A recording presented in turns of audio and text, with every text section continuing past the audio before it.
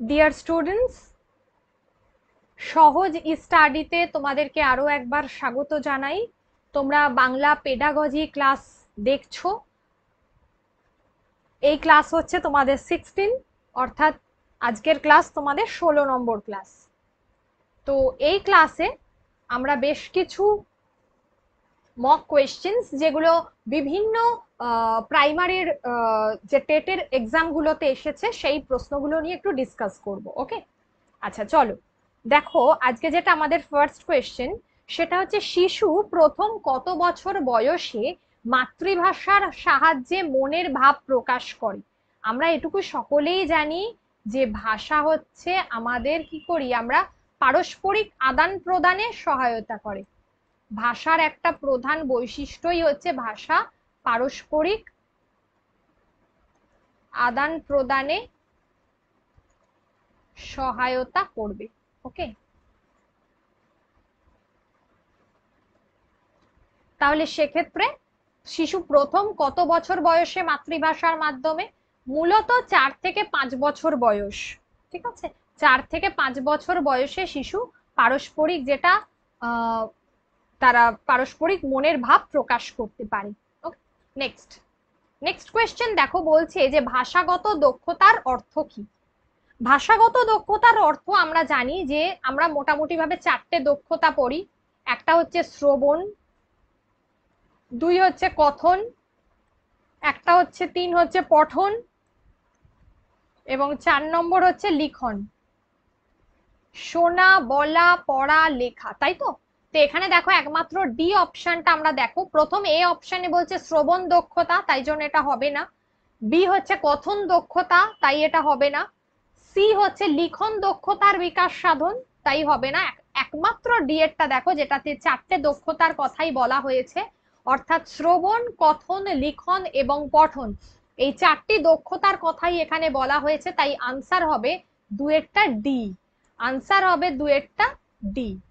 Next, মাতৃভাষার স্তরগুলি কয়টি ভাগে বিভক্ত? মাতৃভাষার স্তরগুলি, আমরা যদি এটাকে প্রশ্ন করি যে মাতৃভাষার স্তরগুলি কয়টি ভাগে বিভক্ত, তাহলে আমরা এটা কি বলবো? 3 ভাগে, 4 ভাগে, 5 ভাগে, 2 ভাগে। যে মাতৃভাষার স্তরগুলি কয় ভাগে বিভক্ত?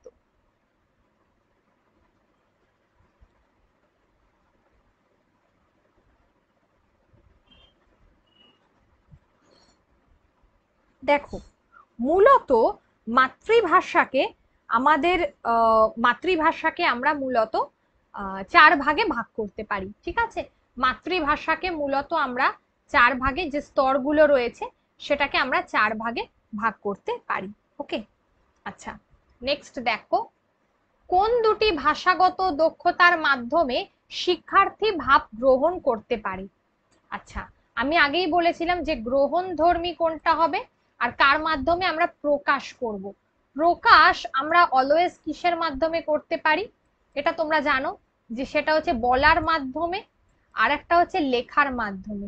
তাহলে বলা আর লেখার মাধ্যমে যদি আমরা প্রকাশ করি, তাহলে অবশ্যই আমরা শ্রবণ আর পঠন, এই দুটোর মধ্যে দিয়ে আমরা কিন্তু গ্রহণ করব। এখানে ভাব তো গ্রহণ করার কথা বলা হয়েছে, তাই না?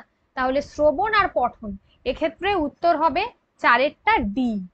এক্ষেত্রে 4D আনসার হবে। দেখো এইভাবে যদি আমরা মনে রাখি, তাহলে বিষয়টাকে কিন্তু আমরা মনে রাখতে পারবো। ঠিক আছে, এইভাবে যদি আমরা মনে রাখি, তাহলে বিষয়টাকে আমরা কিন্তু মনে রাখতে পারবো। নেক্সট, 5, শিশু কত বছর বয়সে কুইং করতে পারে? আমি যখন তোমাদেরকে ল্যাঙ্গুয়েজ যে লার্নিং অ্যান্ড অ্যাকুইজিশন পড়াচ্ছিলাম, সেখানে একটা কথা বলেছিলাম যে দেখো, কুইং করতে পারে মোটামুটি ভাবে 4 থেকে আমরা বলি যে 6 সপ্তাহ, বা এই সময়টাতে তো 4 সপ্তাহ, তোমরা জানো 6 সপ্তাহ ওই 2 মাসের কাছাকাছি সময়। ঠিক আছে, এক্ষেত্রে 2 মাস আছে, 4 মাস আছে, 6 মাস আছে, আর একটা হলো 8 মাস আছে। এই হচ্ছে বিষয়। তাহলে এক্ষেত্রে আমাদের যেটা হবে সেটা হচ্ছে যে তোমার এক্ষেত্রে আমাদের যেটা উত্তর হবে সেটা হলো 2 মাস।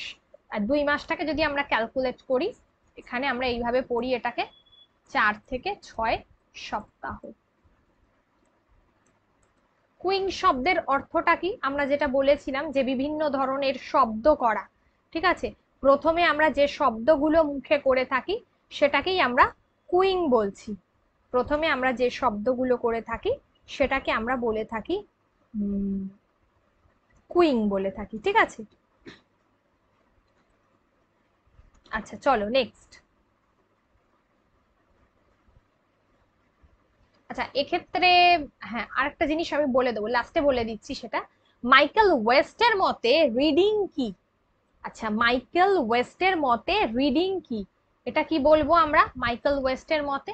একটা হচ্ছে process of sight sound sense, একটা হচ্ছে process of sight loud sense, ঠিক আছে।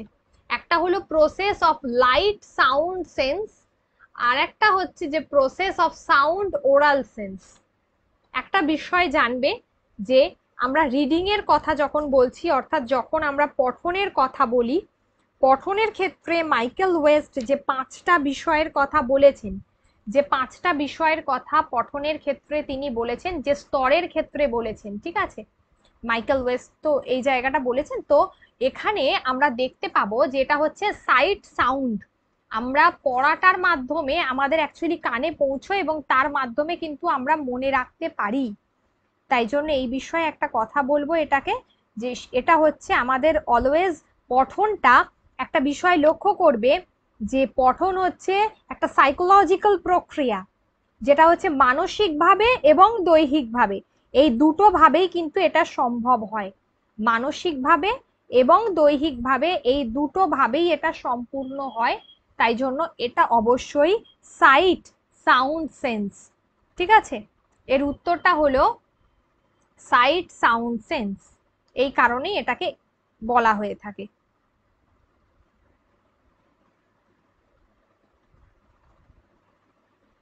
দেখো 6 হচ্ছে তাহলে এ, ঠিক আছে। 6 হচ্ছে এ। এবং ওয়েস্ট আরো একটা কথা বলেছেন এই ক্ষেত্রে বলতে গিয়ে, যে যেটা তিনি বলছেন যে সব সময় সরব পাঠ, আদর্শ সরব পাঠ সঠিক উচ্চারণ করতে ভীষণভাবে সহায়তা করে। সেই জন্য তিনি এটাকে মডেল লাউড রিডিং বলছেন, ঠিক আছে। এটাকে তিনি মডেল লাউডটা কখন পড়বে তাহলে?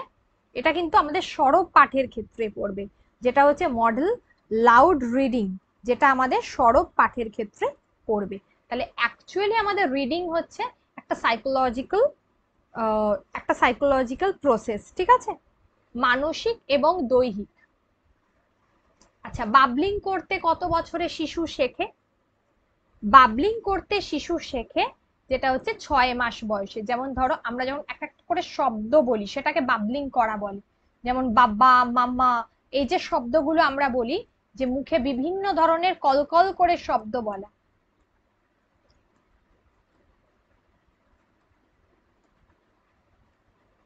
সেটাকে আমরা বলছি 6 মাস বয়সে শিশু বাবলিং করতে শেখে, ঠিক আছে।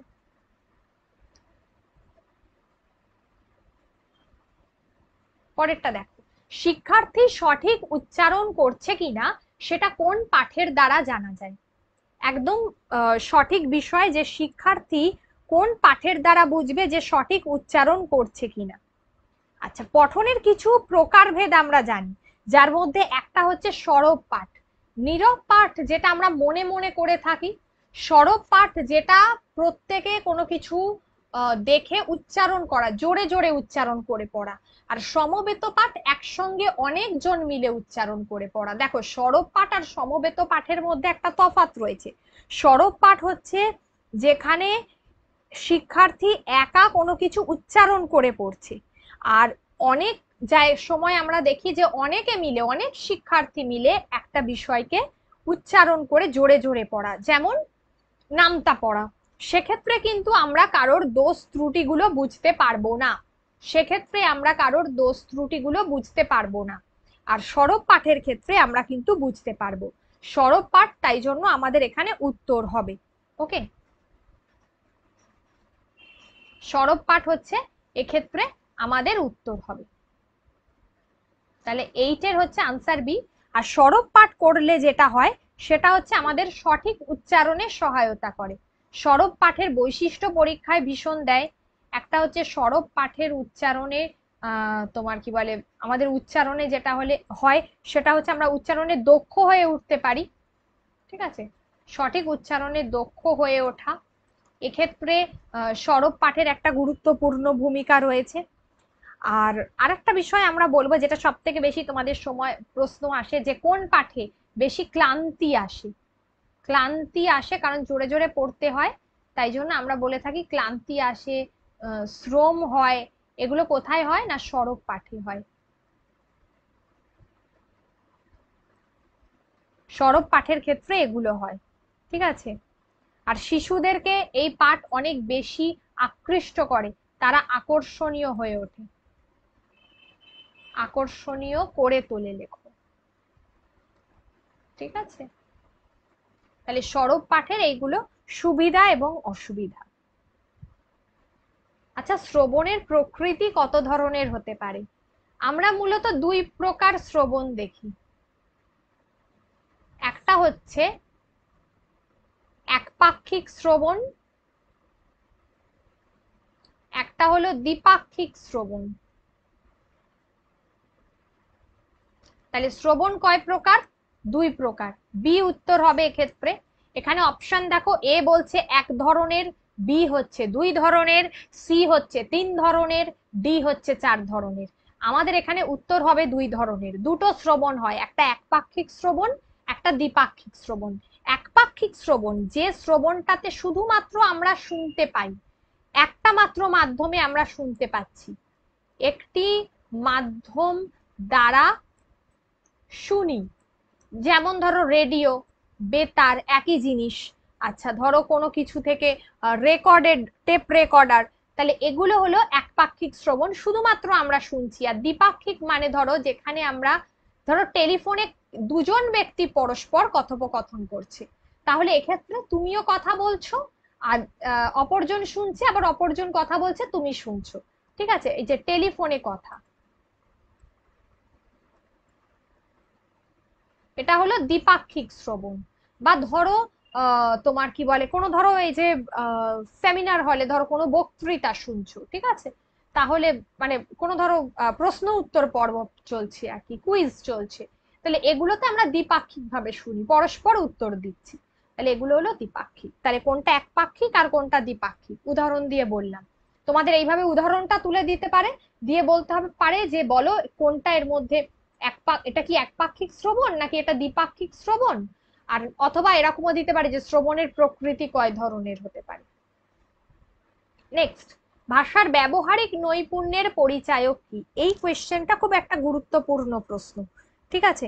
ভাষার ব্যবহারিক নৈপুণ্য আমরা জানি চারটির মাধ্যমে হয়। ভাষার ব্যবহারের দক্ষতা অর্জন, শোনার দক্ষতা অর্জন, বলার দক্ষতা অর্জন, নাকি বলা এবং শোনার দক্ষতা অর্জন। অ্যাকচুয়ালি বিষয়টা হচ্ছে দেখো, এক্ষেত্রে যেটা আমরা বলবো ব্যবহারিক নৈপুণ্যের পরিচায়ক হচ্ছে যেটা হলো অর্থযুক্ত শব্দ বলা। বলাটা এখানে খুব বেশি গুরুত্বপূর্ণ, ব্যবহারিক নৈপুণ্য, ঠিক আছে। কিন্তু আমরা ব্যবহারটা সব দিক থেকেই করে থাকি। শ্রবণ মানে ভাষার চারটে দক্ষতার দ্বারাই এটা সম্ভব। শ্রবণ, তোমার কি বলে যেটা হচ্ছে তোমার বলা, আর একটা হচ্ছে লিখন পঠন, এই সবগুলোর দ্বারা। তাই তবু এখানে তো নেই, সেই জন্য তোমাদের উত্তর এক্ষেত্রে হবে 10-এরটা ডি উত্তর হবে, বলা এবং শোনার দক্ষতা অর্জন, ঠিক আছে। অর্থযুক্ত শব্দ বলা বা বাক্য বলা, ঠিক আছে, এটা হলে তোমাদের থাকলে এই জিনিসটা হতো।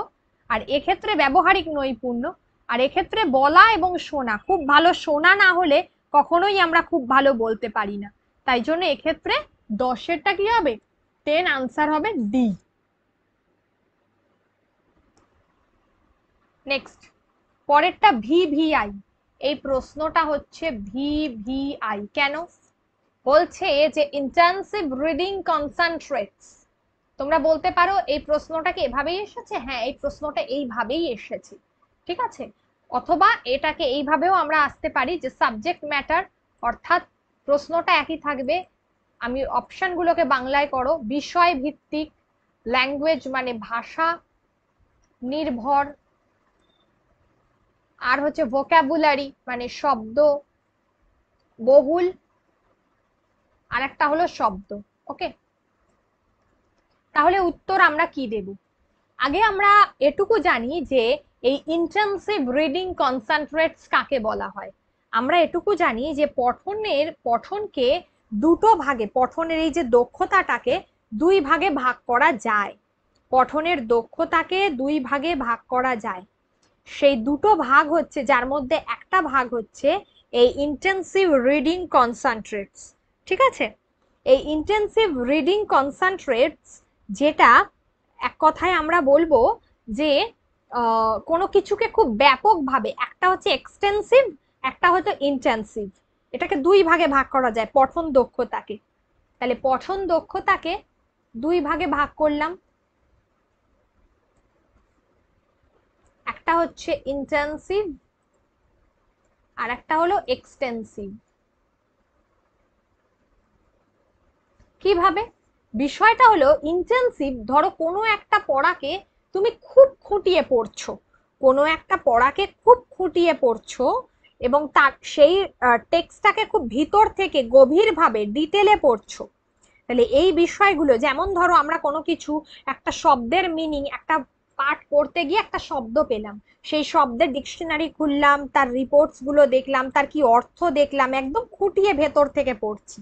ঠিক আছে, এই যে বিষয়টা, সেটাকে নিয়ে কাজ করছি এবং প্রয়োজনে টিচারের গাইড নিচ্ছি একটা শব্দকে জানার জন্য, খুব ভেতর থেকে পড়ছি, খুঁটিয়ে পড়ছি, টেক্সটের পুরো ডিটেল গুলো পড়ছি, সেটাকে আমরা ইন্টেনসিভ রিডিং কনসেন্ট্রেটস বলে থাকি। আর এক্সটেন্সিভ যেগুলো হয়, যেগুলো আমরা এই এগুলোকে অনেক ডিটেলে, যদি তোমাদের প্রশ্ন এখন হচ্ছে, পেডাগজির প্রশ্ন আরো যত দিন যাবে ডিটেলেই হবে প্রশ্ন, তাই জন্য সেক্ষেত্রে আমি বলবো খুব ভালো করে পেডাগজিটা মন দিয়ে পড়ো। ঠিক আছে, প্রত্যেকটা চ্যাপ্টার দেখো, যতটা সম্ভব আমি এই ক্লাসগুলোতে করাচ্ছি, সবটুকু তো এইভাবে করা পসিবল হয় না, খুঁটিয়ে খুঁটিয়ে পড়তে হয়, তো সেই জন্য যতটুকু সম্ভব বলে দিচ্ছি। গভীরভাবে যদি আমাদেরকে পড়তে হয়, কারোর সাহিত্যিক যদি অর্থগুলো জানতে হয়, তাহলে সেটাকে আমরা বলবো ইন্টেনসিভ। আর এক্সটেন্সিভের ধরন হচ্ছে যে তুমি একটা পাঠকে শুধুমাত্র পড়লে। এক্সটেন্সিভ মিনিং হচ্ছে তুমি একটা পাঠকে শুধুমাত্র তোমার কি বলে, তার সেটাকে পড়লে, মানে সেটা তোমাকে আনন্দ দেওয়ার জন্য পড়লে, বা ওভারঅল একটা পড়ে রাখলে, একটা জিস্ট করে, একটা সামারাইজড করে পড়ে রাখলে, সেটা হলো এক্সটেন্সিভ। সেটা কিন্তু বিষয় নির্ভর, সেটা যে কোনো বিষয়ের উপর তুমি একটা লেখা পড়ে রাখতে পারো, কিন্তু পুরো ডিটেলে জানার জন্য সেটাকে আমরা বলবো ল্যাঙ্গুয়েজ নির্ভর। তাই জন্য এক্ষেত্রে উত্তর হবে ল্যাঙ্গুয়েজ। সাবজেক্ট কোনটা? সাবজেক্ট হলো এক্সটেন্সিভের ক্ষেত্রে হবে, এটা খেয়াল রেখো, এক্সটেন্সিভের ক্ষেত্রে কিন্তু সেটা হবে তোমার সাবজেক্ট, আর ইন্টেন্সিভের ক্ষেত্রে হবে ল্যাঙ্গুয়েজ। আর ভোকাবুলারি, সাউন্ড, এগুলো তো আমরা অলওয়েজ জানি, এগুলো কিন্তু ম্যাটার করে না কোনোটাই, ইন্টেন্সিভের ক্ষেত্রেও নয়, এক্সটেন্সিভের ক্ষেত্রেও নয়। তাহলে এই বিষয়টা ভালো করে দেখবে। ঠিক আছে, নেক্সট, এবার হচ্ছে কটি নৈপুণ্যের উপর আমাদের ভাষার ব্যবহারিক প্রয়োগ নির্ভর করে? কটি নৈপুণ্যের উপর? আমাদের চারটে নৈপুণ্যের উপর আমাদের ভাষার ব্যবহারিক প্রয়োগ নির্ভর করে, যেটা আগেও বলে দিয়েছি, শোনা, বলা, পড়া, লেখা। ঠিক আছে, আর লিখছি না। 12 আনসার হচ্ছে সি, 12 আনসার হচ্ছে সি, এটা খেয়াল রেখো। নেক্সট, কোন পাঠে রসাস্বাদনই বড় কথা? চর্বণা পাঠ, ধারণা পাঠ, সাধনা পাঠ, সমবেত পাঠ। এখনো পর্যন্ত আমি তোমাদেরকে সমবেত পাঠটাকে ডিসকাস করে দিয়েছি, যে এই ধরনের পাঠে তোমরা জানো যেটা হয়, সেটা হচ্ছে একটা ক্লাসে অনেকজন ছাত্রছাত্রী বা শিক্ষার্থী মিলে যা উচ্চারণ করে পড়ে, সেটাকেই আমরা বলছি যে সমবেত পাঠ। যেমন আমরা বলবো নামতার ক্ষেত্রে সেটা প্রযোজ্য। ঠিক আছে, নামতার ক্ষেত্রে সেটা প্রযোজ্য। আচ্ছা, এছাড়া কি বলেছে এখানে? এখানে আরো বেশ কিছু বলেছে, যার মধ্যে একটা হচ্ছে যে, এখানে একটা বলছে যে চর্বণা পাঠ। এই চর্বণা পাঠের কথার অর্থ হলো, ধরো 1 এর কথা যদি আমরা বলি, এখানে উত্তর কিন্তু তোমাদের হবে সমবেত পাঠ। ঠিক আছে, এই সরি, উত্তর হবে তোমাদের সাধনা পাঠ। ঠিক আছে, সাধনা পাঠ হচ্ছে তোমাদের উত্তর হবে, আমি বাদবাকিগুলো ডিসকাস করছি। সমবেত পাঠ যেটা আমরা সকলে মিলে উচ্চারণ করছি, সেই জন্য নামতার ক্ষেত্রে এটা প্রযোজ্য। ঠিক আছে, নামতার ক্ষেত্রে এটা কিন্তু প্রযোজ্য। এবার বাকিগুলো কোনটা? চর্বণার ক্ষেত্রে যেটা দরকার হয় যে ধরো তুমি একটা কোনো পাঠ পড়েছো, আমি জানি না তোমরা পড়েছো কিনা, রবীন্দ্রনাথ ঠাকুরের তোতা কাহিনী পড়েছো তো, যেখানে উপর থেকে তোতার বিভিন্ন বুলি এইসব ধরনের লেখা আছে, পাখির কথা, কিন্তু ভিতরকার মূল অর্থটা হচ্ছে শিক্ষা কোনোদিন কোনো কোনো জায়গায় আটকে রেখে শিক্ষা দান করা সম্ভব নয়, বা কোনো বদ্ধ পরিবেশের মধ্যে শিক্ষাকে আটকে দিয়ে সেই পাঠ শুধুমাত্র পাঠ্য নির্ভর তোমার কি বলে শিক্ষা কখনোই মানে সেই শিক্ষা কখনোই মানুষের বুদ্ধির বিকাশে কখনো কিন্তু সহায়তা করে না। তো সেটাই হচ্ছে তোমাদের চর্বণা পাঠ। যেমন ধরো আমি বললাম রবীন্দ্রনাথের তোতা কাহিনী, অর্থাৎ যে পাঠের উপরে একটা অর্থ আছে আর পুরো খুঁটিয়ে পড়লে আমরা ভিতর থেকে আরেকটা অর্থ পাবো, অর্থাৎ যে পাঠের মধ্যে দুটি অর্থ থাকবে, যে পাঠের মধ্যে দুটি অর্থ থাকবে, যাকে আমরা কি বলবো, যে চর্বণা পাঠ। ঠিক আছে, যাকে আমরা বলবো চর্বণা পাঠ, একেবারে চিবিয়ে চিবিয়ে রস আস্বাদন করতে হয়। যেমন আমি বললাম যে এরকম লেখা বঙ্কিমচন্দ্রের কমলাকান্তের দপ্তরে পাবে,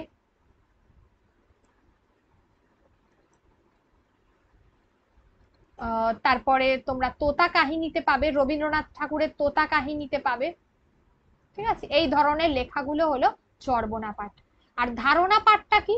ধারণা পাঠটা হচ্ছে যে যে পাঠটা যে বিষয়বস্তু সম্পর্কে আমরা কোনো কিছু সেই বিষয়বস্তুটা পড়ি কারণ সেখান থেকে একটা আমরা ধারণা লাভ করতে পারি। ঠিক আছে, যেমন কোনো একটা ধরো সাময়িক পত্রিকা পড়লাম বা সংবাদপত্র পড়লাম, সেই সময়ের কথাটা আমরা পেলাম। সাময়িক পত্র পড়ছি, ধরো কল্লোল, কল্লোল কোন সময়ের তোমার পত্র পত্রিকা সেটা আমরা পড়ছি। ঠিক আছে, বা ধরো আমি বঙ্গদর্শন পড়ছি, তাহলে বঙ্গদর্শন বঙ্কিমচন্দ্র কোন সময় করেছিলেন, নবপর্যায় বঙ্কিমচন্দ্র এই নবপর্যায় বঙ্গদর্শন যখন এলো, অর্থাৎ রবীন্দ্রনাথ ঠাকুর কোন সময় করলেন, সেই সময়ের প্রেক্ষাপটটা কি ছিল, এগুলো এগুলো সম্পর্কে আমরা তাহলে যে পাঠ থেকে আমরা একটা ধারণা লাভ করতে পারি, সেটাই হচ্ছে ধারণা পাঠ। আর এক্ষেত্রে বলেছে রসাস্বাদনই বড় কথা, অর্থাৎ সাধনা পাঠ। সাধনা পাঠ বিষয়টাই হচ্ছে যে যেখানে কবিতার রস বিশ্লেষণটাই মেন কথা, অর্থাৎ কবির গভীর অনুভূতি, একজন কবির গভীর অনুভূতি, তার যে ছন্দ, তার যে বলার ভঙ্গি, এইগুলো তিনি যা বলতে চেয়েছেন সেগুলোকে আমরা করতে পারি, মানে সেগুলোকে আমরা যাতে বুঝতে পারি, সেটাকেই আমরা বলে থাকি সাধনা পাঠ। তাহলে যে পাঠের মধ্যে কবির গভীর অনুভূতি